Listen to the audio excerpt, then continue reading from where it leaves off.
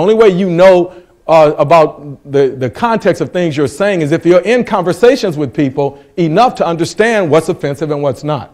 So you got to be in a lot of different conversations.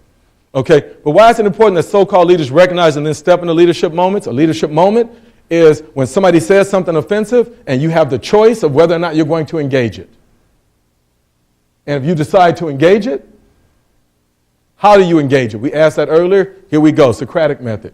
You just ask them to unpack it. The worst thing you can be is an authority figure in an awkward moment. Who are you to judge me? So you have to drink, you have to really take a big sip of this Kool-Aid, okay? You have to understand that you cannot be the person that's telling somebody, you can, and it might work, depends on the kind of cachet you have. But I don't recommend you being the authority figure telling somebody, don't do that, you shouldn't do that. A slight tweak to that, with you saying, like one of my students uses this, and he told me he was in a conversation the other day. He walked up to a group of men on campus, and one of the young men in the group was referring to a group of women that were far away from them as bitches. You know, and not really trying to be funky about it, just language of the street.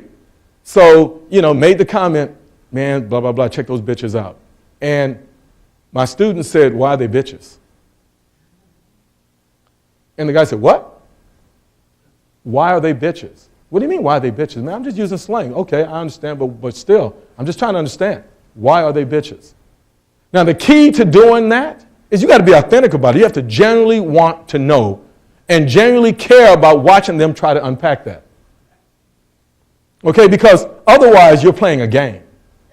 But if you lean in with the Socratic approach and ask and really care about the answer, what happens to the person that's saying something that they shouldn't be saying is you can't articulate why you just refer to these women as bitches.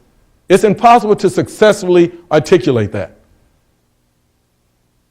And that works across all different facets of identity, language. It works. I want you to try it. Okay? And if you try it, and if it works, I want you to give me a verbal footnote. Nobody has to hear it, but you just have to say, J.W. Wiley.